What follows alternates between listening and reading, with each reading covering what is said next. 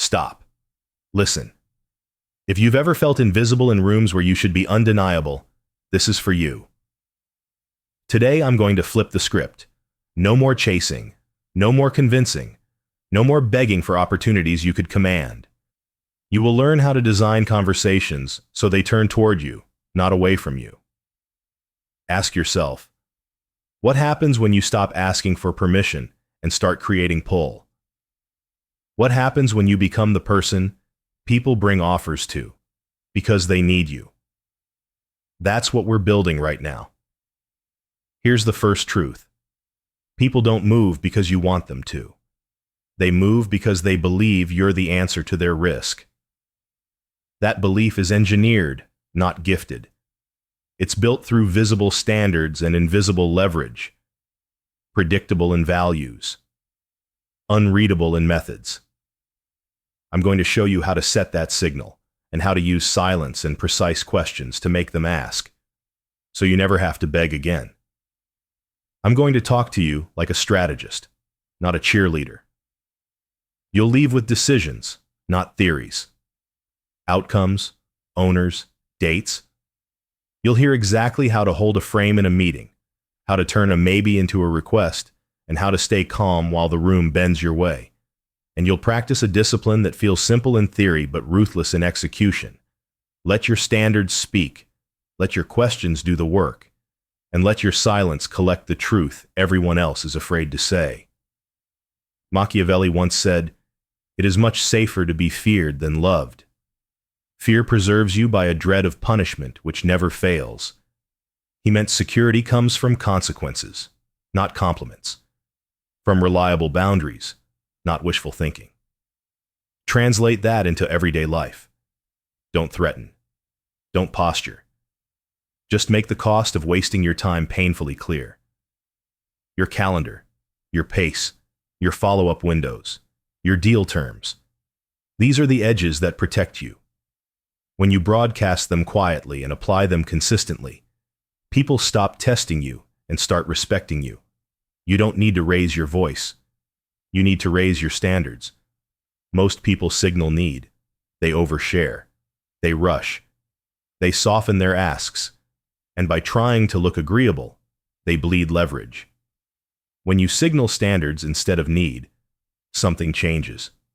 Your presence says, "I will do excellent work, but not at any price." You become the scarce thing, competent, calm, and selective. That's when offers start moving toward you. Move 1. Set the public standard, negotiate in private.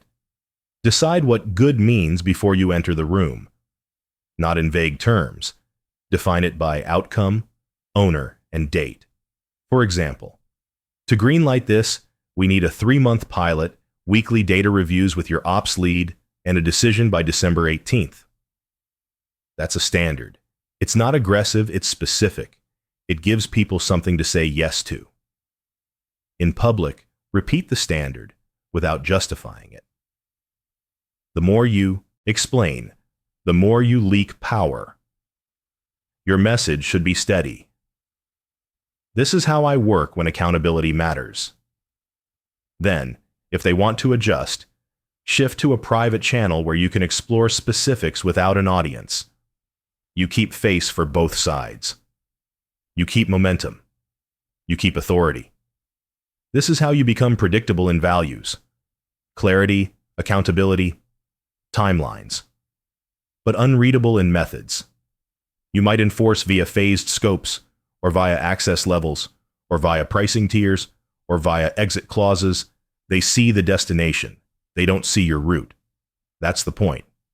Try it in a hiring conversation. Candidate you want? Don't gush. State the standard. We close in 10 business days. Here's the comp band, the KPI for month 1, and the onboarding plan. Questions? Watch how that frame flushes out the real objections fast. Or in sales. We run proof of value in 4 weeks. You'll have the metrics. If it hits, we expand. If it misses, we part as friends. That's not pushy. That's clean. And when someone pushes you to break the standard in public, Use the first of our precise questions. What would you need to see to be comfortable with that? Then listen. The truth spills out. Budget fears, political risk, timing. You don't argue with feelings. You adjust the design. Move 2. Ask precise questions, then sit in the silence. You can't compel desire, but you can concentrate it. You do that with questions that expose costs, clarify stakes, and surface self-interest. 3. You can memorize. What breaks if we do nothing? Whose name is on the result?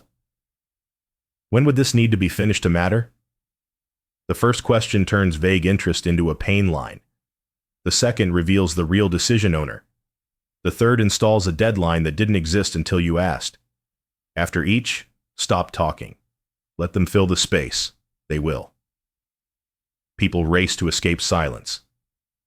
And in that noise, you get data to build the exact offer they will later ask you for.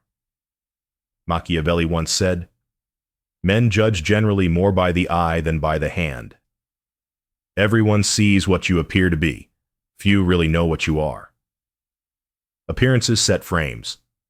This is why your pacing matters more than your pitch.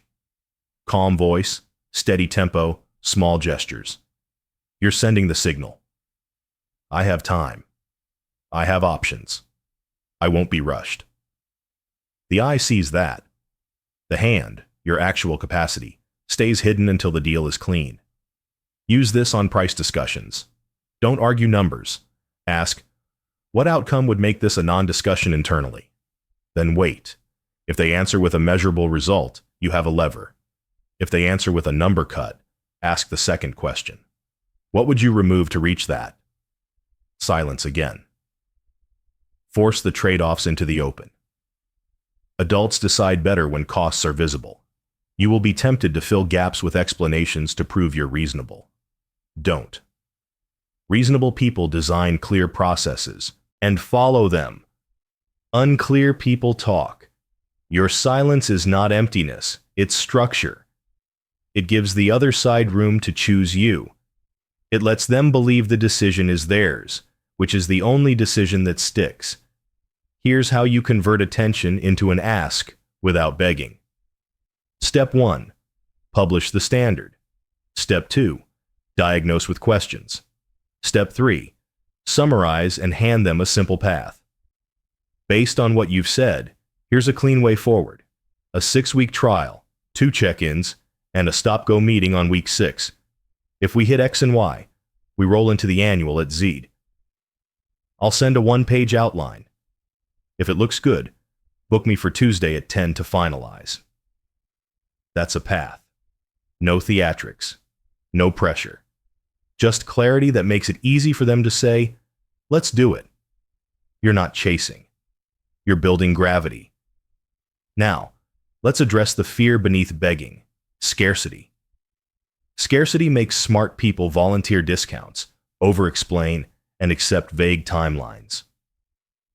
Replace the fear with a system. Your system should include a minimum engagement size, standard time windows for replies, default exit clauses, and a short list of alternative opportunities. When you can credibly move on, your posture changes. People feel it. Pull increases. And when you do accept risk, do it on your terms. Make the risk visible and reversible. We'll absorb the upfront build if you commit to a retro at day 30 with a pass-fail metric. Not trust us, not we'll make it work.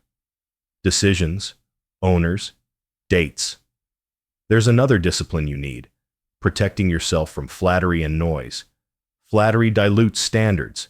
It makes you overlook bad fits because your ego likes the praise. Machiavelli once said, "A wise prince ought to choose wise men in his state and give to them only the liberty of speaking the truth to him, and afterwards form his own conclusions." Keep a small circle who can tell you when your standard is drifting. You ask them, you decide. That's how you stay sharp without becoming brittle. Let's put this into a live scenario. You want a promotion. The old way? Hint at it. Take on extra tasks, hope someone notices. The new way. Set the public standard. I'm targeting ownership of the X initiative with a measurable lift in Y by March 31st. Ask the precise question. If I deliver Y by March 31st, what title and scope follow? Then stop talking. Summarize the path. Great, deliver Y, review on April 3rd, scope expands to Z. I'll send the milestones by end of day. No begging, no drama. Just a frame that lets your manager ask you to lead the very thing you defined, or you're selling. The prospect says, "We love this, but we're not ready." You reply, "What breaks if you wait?" Silence. If nothing breaks, you just disqualified the deal. Move on. If something breaks, you ask, "Whose name is on that?" Now the owner enters the room, even if only in the conversation. Then, when would this need to be finished to matter? Now you have a date. From there, you design the path. They'll ask to see it. If you're negotiating terms and they press for a concession in front of others, don't counter on the spot. Hold the standard. I'm happy to explore options. Let's step aside for 5 minutes. In private, ask, what outcome do you need that our current plan doesn't give you? Then build a trade. We can do that if we narrow scope A and add a stop-go at day 20. Back in public, you announce the new shape succinctly. You protect both faces. You protect the deal. Everything I'm giving you rests on a simple posture. Calm, specific, and selective. Calm says you're not desperate. Specific says you're serious. Selective says you have alternatives. This is the trifecta of pull. When you live there, people ask.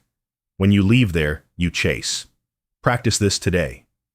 Choose one area: career move, client deal, partnership.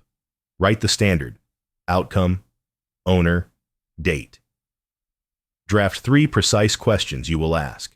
Decide your silent windows, how long you'll wait after asking before you speak, and decide your exit line.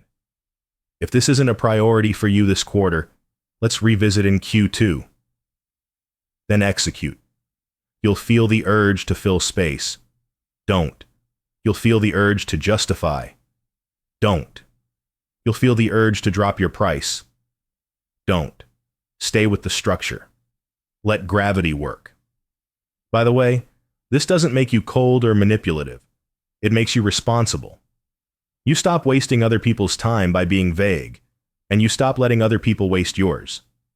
You become a person who knows what good looks like and invites others into it. That's leadership.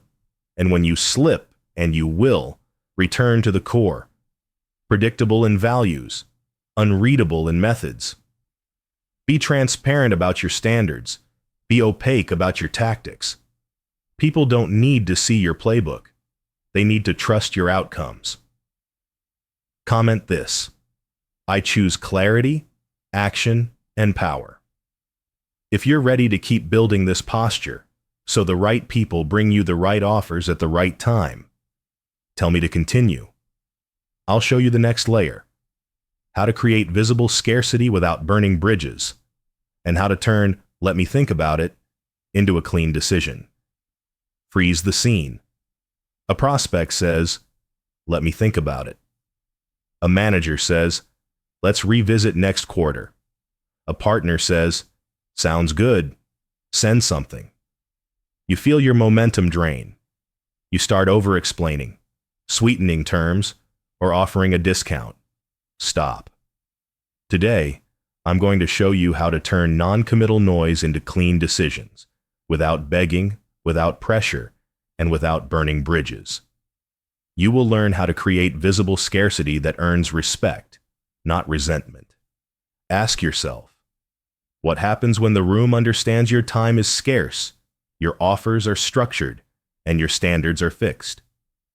What happens when maybe becomes yes or no on your timeline? Here's the posture you need: calm, specific, selective. Calm keeps you from chasing. Specific keeps the path visible.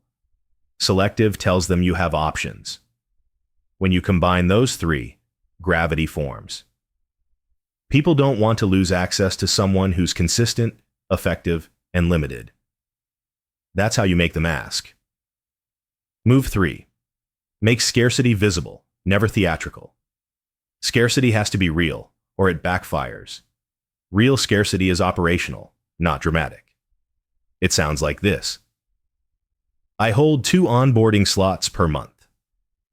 If we start by October 10th, we hit your Q4 window. After that, the next slot is November 15th. No threats, no ultimatums, just dates and capacity. They can read a calendar. They can do the math. But scarcity doesn't work if your standards are fuzzy. You need a clear acceptance bar. We move forward when we have a single executive owner, 1 success metric, and a 6-week checkpoint booked.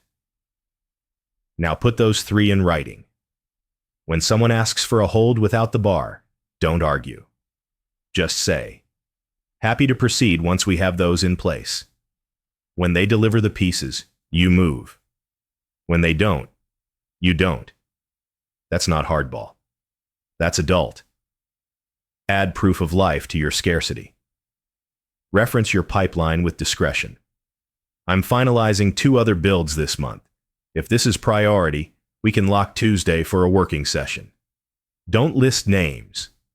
Don't flex. Just place your work in context and let them decide.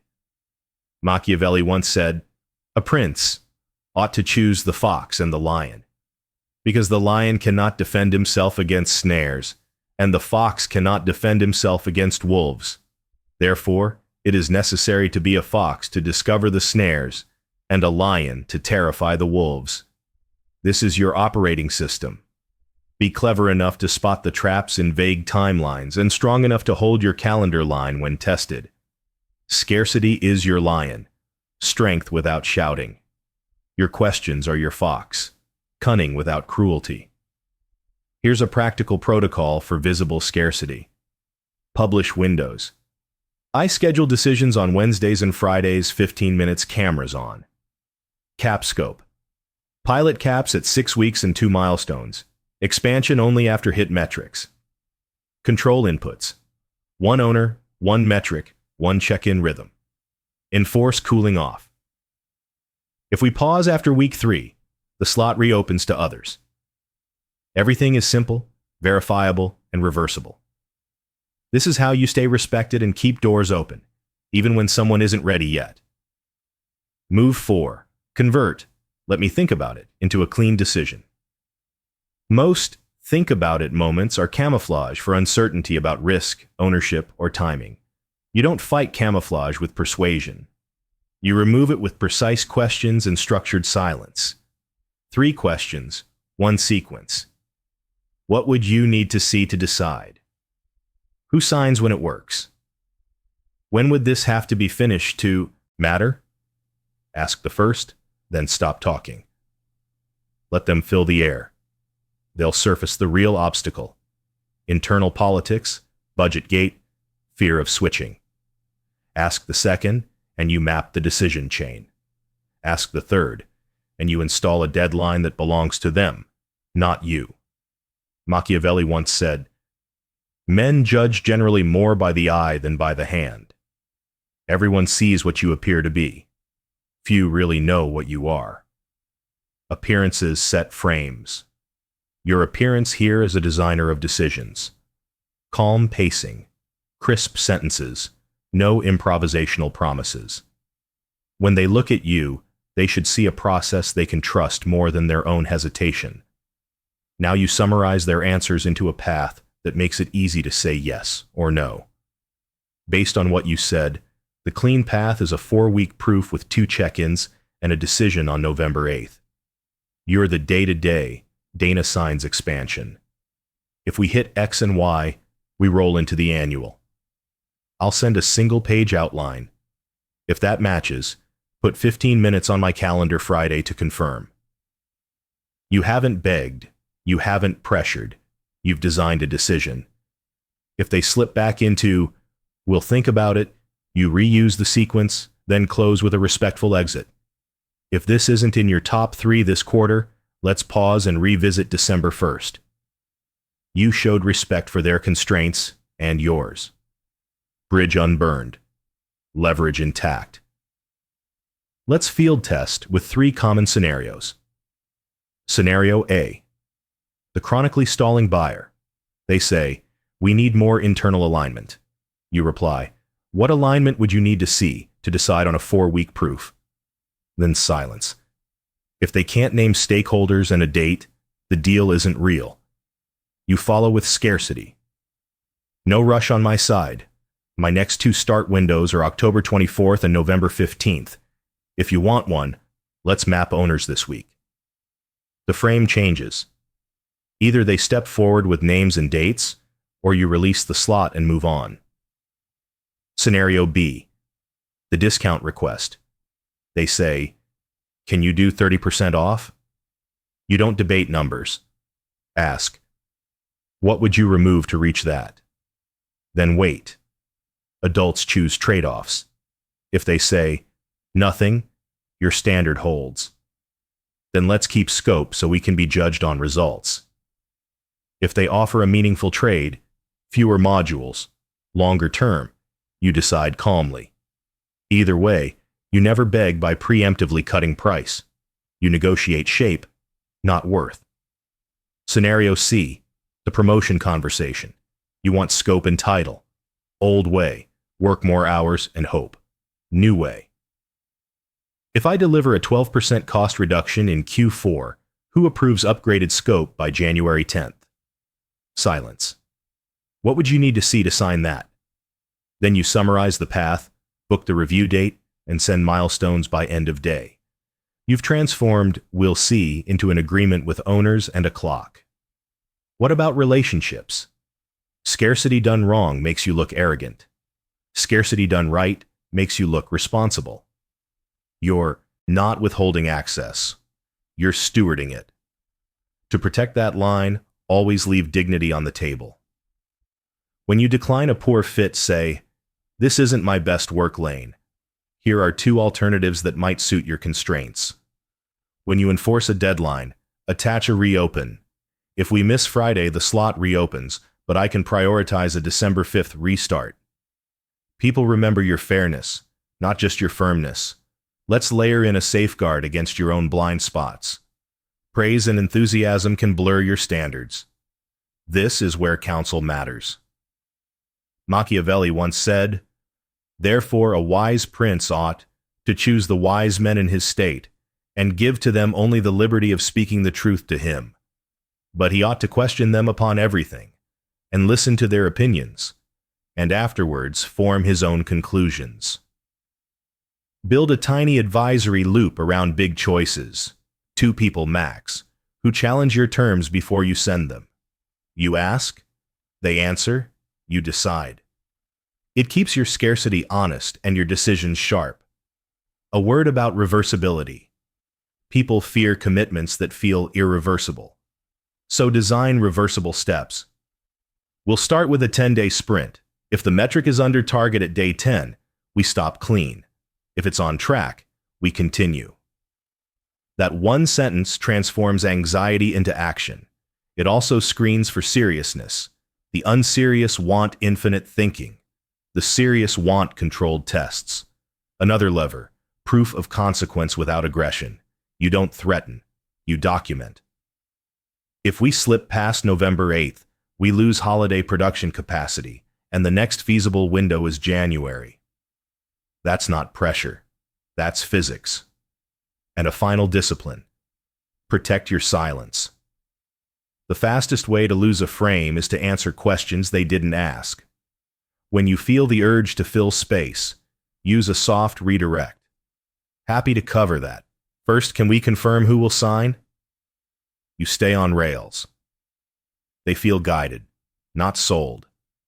Let me give you a script bank you can deploy today. That's a fair concern. What would you need to see to be comfortable? If we do nothing, what breaks and when? Whose name is ultimately on this outcome? Is this a top 3 priority for this quarter? Here's the clean path I heard. Does that match what you want?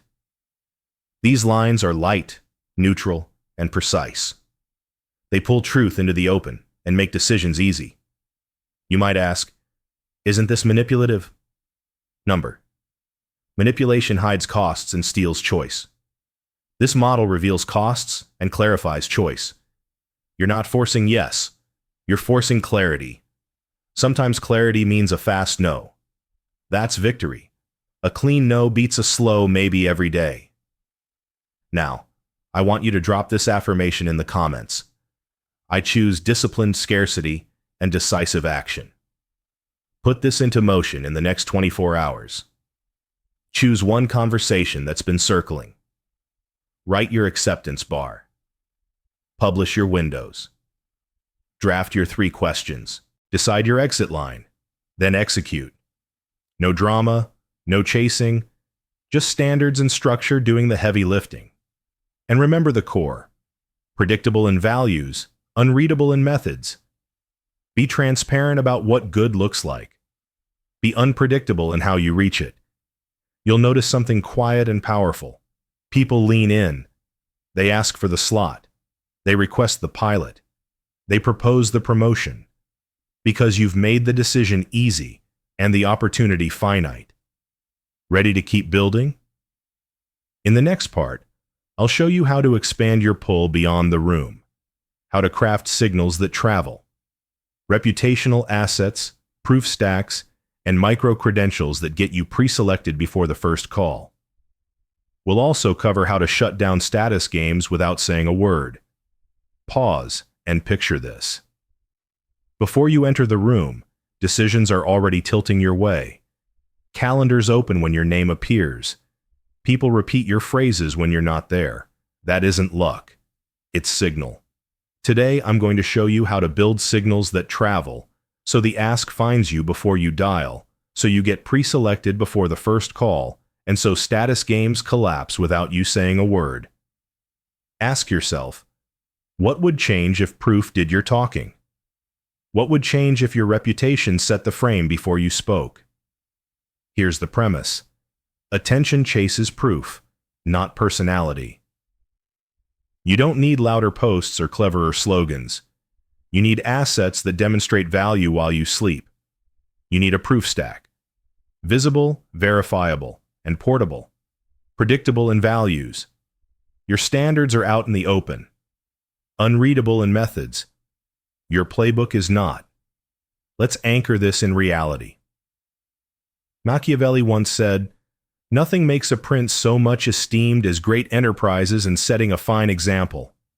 In other words, reputation grows from visible deeds that others talk about, not from speeches about intent. Translate that into your world. Ship useful things that get referenced by people you respect, then let them be discoverable. Move 5. Build a proof stack that pre-sells you. Your proof stack has 3 layers. Layer 1. Outcomes that travel. These are short, specific case snapshots, 1 page each, showing the before arrow intervention, arrow after, with numbers and dates. No fluff, no secrets. You publish what you can and mask what you must, but the arc is clear. A metric moved. People forward these because they're helpful, not hype. Layer 2. Reusable tools and templates. A checklist, a calculator, a short diagnostic. Give the market something it can use in 5 minutes to fix one small pain. When a tool saves time, it earns you an introduction. That's pull. Design it so it's easy to embed or share. Layer 3. Reputable third-party proof. Guest results on someone else's platform. A mention in an industry brief. A small talk at a respected meetup that gets recorded and clipped. You aren't shouting about yourself. You're leaving evidence in places your stakeholders already trust. Here's the discipline that makes these layers work. Name, date, metric. Every asset has those 3, and each asset points to the next step. A 10-minute diagnostic call, a short pilot, a clear decision date. Remember, Your signals should make it easier to say yes, not just easier to notice you. Why does this work? Because people judge by the eye first. Machiavelli once said, "Men judge generally more by the eye than by the hand." Everyone sees what you appear to be. Few really know what you are. Let the eye see calm competence and clean results, long before they know you. Move 6. Curate the room that speaks for you. You are judged by your circle. Machiavelli once said, "The choice of servants is of no little importance to a prince." The first opinion which one forms of a prince, and of his understanding, is by observing the men he has around him. Your modern version? The collaborators you feature, the advisors you quote, the clients you allow to speak on your behalf. Curate this ruthlessly. One messy association can erase 5 good ones. Build a tiny council, 2 to 3 people, who pressure test your standards before anything public, not to control you, but to keep you sharp. Ask them precise questions. What am I not seeing? Where is this vague? What trade-offs did I dodge? Then you decide. Machiavelli's method is clear. Question them on everything. Hear truth without vanity, and form your own conclusions. Now let's talk status games. Rooms test you with micro moves. Late replies, casual reassignments, asks without ownership, meetings without decisions. Don't swat at each fly. Change the air. You do it with assets, posture, and pace. Assets, your public standards. When you're known for outcome owner date clarity, people think twice before inviting you to a vague discussion. They know your presence implies decisions. Posture, your calm scarcity. People respect what you protect. Your visible windows, your 2-slot months, your short proofs. These make status noise look expensive. Pace, your silences. The person who can carry a whole minute of quiet on a call, steady and unbothered, signals depth. The room adjusts. Let me give you 4 field plays to shut down status games without saying, "I'm important." Play 1. The agenda with a clock. Before a multi-party call, you send a 4-line agenda with times and the decision question bold in your notes, not in theirs. Decision. Run 6-week proof or exit. You're not pushing. You're clarifying. In the call you open, "We have 30 minutes. Happy to adjust." If we run out of time, we end with next steps, or a clean pause. Status games fade when time is respectfully weaponized. Play 2. The decision memo. After discovery, you send a 1-pager that starts with, "What breaks if we do nothing?" lists the owner of the outcome, and proposes 2 paths, a small reversible step and a larger committed step. You include a decision date. This document lives whether or not they choose you. That independence gives it weight. Play 3. The public standard, private flexibility. In meetings, you restate the standard without apology. In side channels, you explore shape. That way, anyone playing performative brinkmanship in public doesn't get you to fold there. They learn you never humiliate them. You just never abandon the structure. Play 4. The third-party ask. When a group is stuck, you invoke someone else's frame. A customer metric, a regulator's date, a partner's dependency. You're not the enforcer. Reality is. People can disagree with you. They can't move the date. This is how you become pre-selected. People will say, "We should bring you in. You already have the template we need." That's when they ask. Not because you demanded attention, but because you created clarity they could trust. Let's address the trap that kills pre-selection. Flattery. Flattery makes you trade signal for attention. Machiavelli once said, "A wise prince ought to hold a third course by choosing the wise men in his state, and giving to them only the liberty of speaking the truth to him. He ought to question them upon everything, and listen to their opinions, and afterwards form his own conclusions. Keep your door closed to random praise and wide open to precise criticism you requested. That's how you protect the brand you're building. And there's a second trap: appearing virtuous instead of being effective. Machiavelli once said, "Everyone admits how praiseworthy it is to keep faith."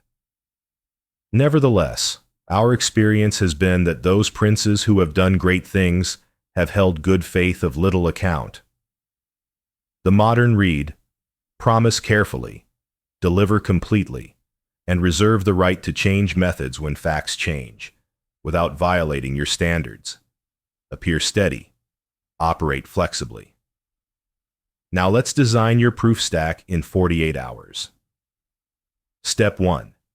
Choose one result you can show without breaching trust. Write it in 7 lines. Context, metric baseline, intervention, metric after, date, owner, lesson. Publish it where your stakeholders actually look. Internal wiki, LinkedIn post, a client newsletter, a community forum. Step 2. Ship a 5-minute tool. What's the recurring question you answer? Turn your answer into a checklist or calculator. Host it simply, no email wall, and add 1 line at the top. If this saved you time, use the 10-minute diagnostic link here. This is your silent CTA. Step 3. Secure 1 third-party mention. Pitch a micro talk or a short write-up to a respected niche outlet. Offer value first. A clean case snapshot with the step-by-step you used. Keep your name small and the method big. Editors say yes to useful things. Step 4. Curate your counsel. 2 people. Different strengths. Put a 15-minute standing session on your calendar every 2 weeks where you bring 1 decision. Asset to ship, standard to tighten, or deal shape to finalize. You ask. They answer. You decide. Step 5. Install your No Status Games kit. Pre-write your agenda template, decision memo template, and exit line. Pre-decide your meeting rhythm. Pre-select your 2 start windows for the next month. With these done, your posture is effortless because it's prepared. How will you know it's working? Your inbound changes tone. Instead of, "Can we pick your brain?" you'll hear, "Can we run your 4-week proof?" Instead of "We're exploring," you'll hear, "Our owner is Dana, decision by November 18th. Instead of "What's your rate?" you'll hear, "We saw your case on X, it matches our situation. What's the cleanest way to start?" A final note on power and care. Your signals aren't weapons, they're beacons. You're not trying to dominate rooms. You're trying to surface truth and make decisions easy. The best rooms want that. And the wrong rooms, those addicted to drama, will self-select out. That's not a loss. That's the filter working. Now I want you to drop this affirmation in the comments. I build proof that speaks for me, and I let clarity create pull. Before you go, pick 1 move and put a date on it. Publish 1 proof snapshot by Friday. Ship 1 5-minute tool by next Wednesday. Book your counsel for Monday mornings. Send 1 decision memo by 5 p.m. today. Outcomes, owners, dates. That's how reputation compounds. And remember the core posture. Predictable in values, unreadable in methods. Be radically clear about standards and outcomes. Be quiet about tactics until it's time to act. The world doesn't need another loud voice. It needs your clean signal. If you want me to complete the picture, say the word. In the next part, we'll put it all together. Negotiation closures that preserve dignity, post-deal leverage that multiplies results, and a long-game plan to stay respected without becoming rigid. Freeze the noise. You've set standards. You've used silence. You've built signal. Now we finish the game. Close cleanly, keep leverage after the handshake, and turn delivery into demand so the next offer arrives without you lifting a finger. Ask yourself, what changes when every conversation ends in a decision, not a delay? What changes when your results create new requests before the ink dries? That's where we're going. Calm, specific, selective to the very end. Here's the posture. Decisions over drama. Dignity for both sides. Structure that travels. No ultimatums, no speeches, just architecture. You'll get scripts, checkpoints, and a long game that protects your status without turning you rigid. Predictable in values, unreadable in methods. Move 7. Close with dignity, not pressure. Closing is not about forcing yes. It's about engineering a moment where yes or no is the only honest outcome. You do this with 3 lines, in order. What would you need to see to decide today? Who signs when we hit that? Here's the clean path I heard. Pilot for 4 weeks, 2 check-ins, decision on December 2nd. Then you stop talking. Let the weight of clarity do the work. If they're ready, they'll ask you to send the 1-pager. If they're not, you treat no like a professional. Thanks for the straight answer. I'll release this slot and send you the asset we discussed so you're covered. Dignity in exit preserves your brand and your options. Machiavelli once said, "Upon this a question arises, whether it be better to be loved than feared or feared than loved. It may be answered that one should wish to be both, but, because it is difficult to unite them in one person, is much safer to be feared than loved, when, of the two, either must be dispensed with. You don't threaten anyone. You simply keep promises and enforce boundaries. People come to respect that consequences are real and predictable. That's the only fear you need. The fear of wasting your time. You never raise your voice. You raise your standards. Use this in tense rooms. If someone tries to push you into a corner with a public discount demand, redirect without heat. Happy to shape options. Let's step aside for 5 minutes. In private, you design a reversible path or a scoped trade. Back in public, you present the shape calmly. They keep face. You keep structure. The room sees a closer who never begs and never humiliates. That's dignity. Move 8. Install post-deal leverage on day 1. If a deal closes and your leverage ends, you didn't close, you surrendered. Post-deal leverage is simple. Scorecards, cadences, and checkpoints that keep the work tethered to outcomes and dates. You build them into the agreement. Scorecard. 1 page, 4 lines. Baseline metric. Target metric. Owner on their side, owner on yours. Cadence. The rhythm that moves the score.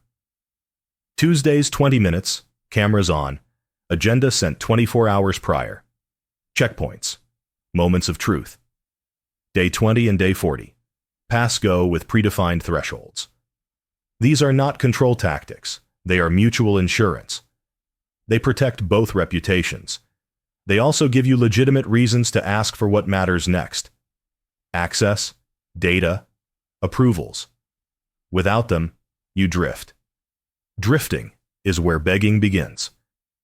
Machiavelli once said, "From this a general rule is drawn which never or rarely fails, that he who is the cause of another becoming powerful is ruined, because that predominancy has been brought about either by astuteness or else by force, and both are distrusted by him who has been raised to power." In plain terms, don't build a dependency that leaves you powerless. Share wins, yes, but keep the keys to your unique value, your method, your pacing, your standards. You can be indispensable without being trapped. You do that with clear roles, transparent metrics, and scheduled decisions. No fuzzy favors, no open-ended, "we'll get back to" you. You raise their power and keep your agency intact. Move 9. Turn delivery into demand.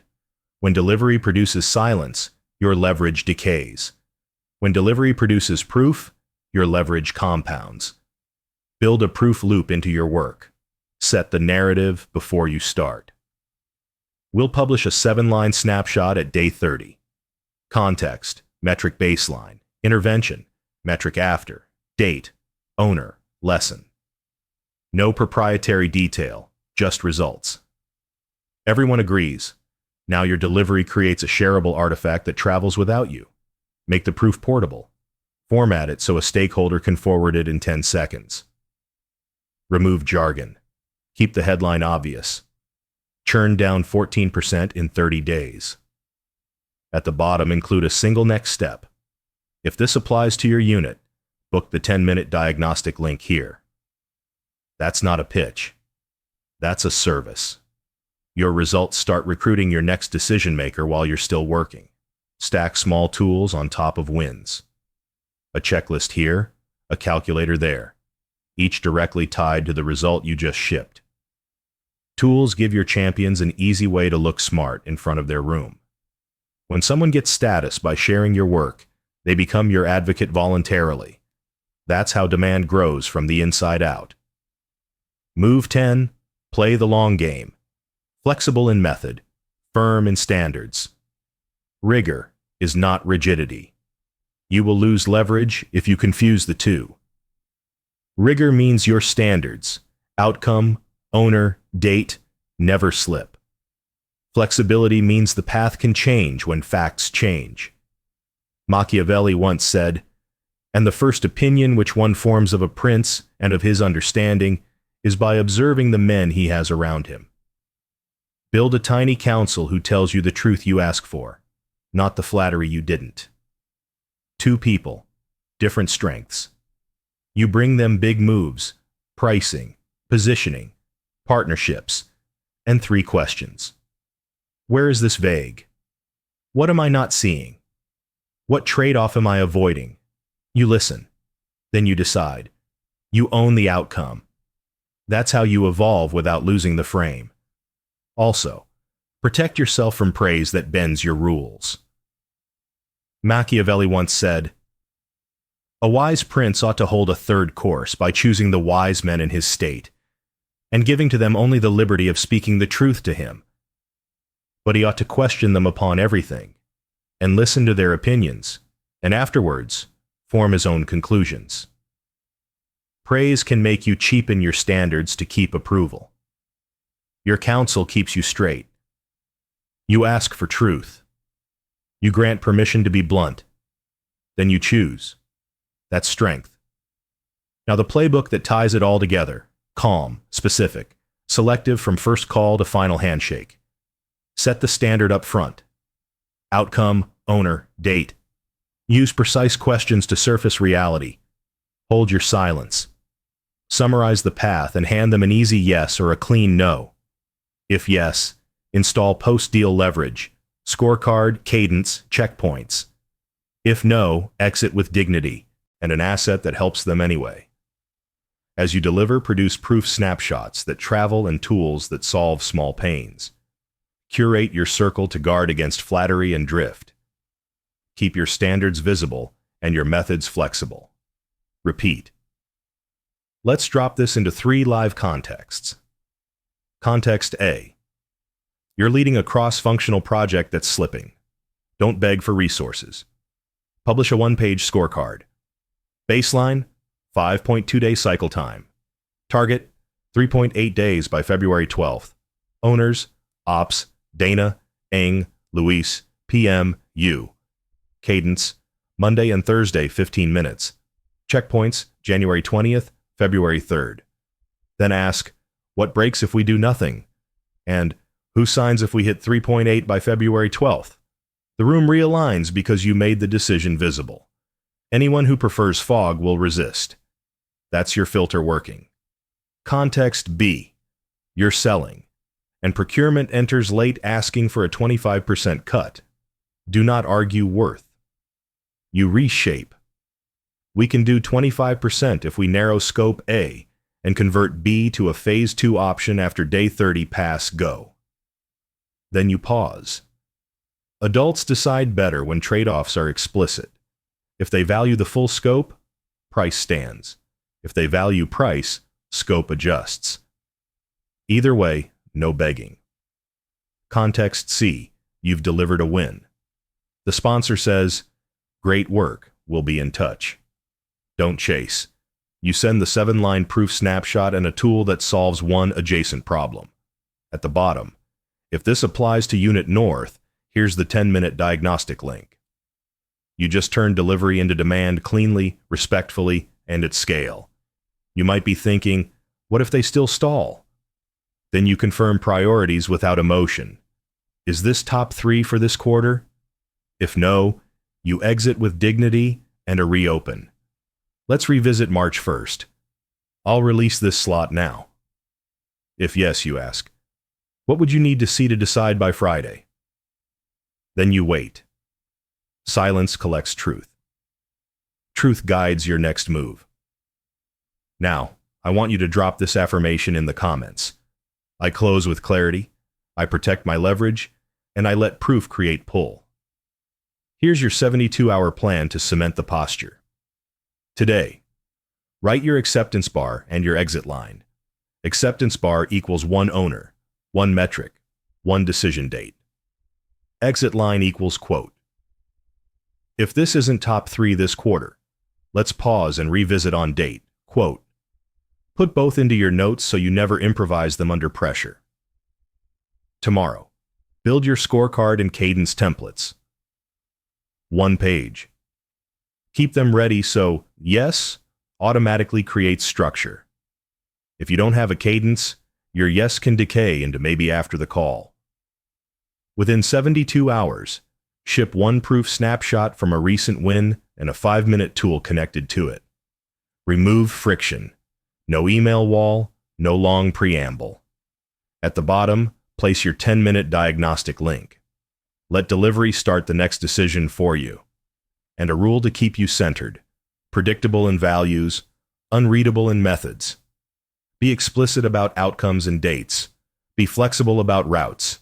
Never trade. Your standards for speed.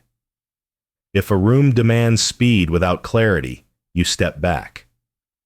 When you enforce this consistently, people adapt to you. They ask for your time. They ask for your process. They ask for your help. Because you've proven you can turn fog into forward motion without the mess. You don't need to beg. You don't need to push. You build gravity. You design decisions. You let proof do the outreach. And you keep your posture calm, specific and selective, so your reputation compounds quietly in the background.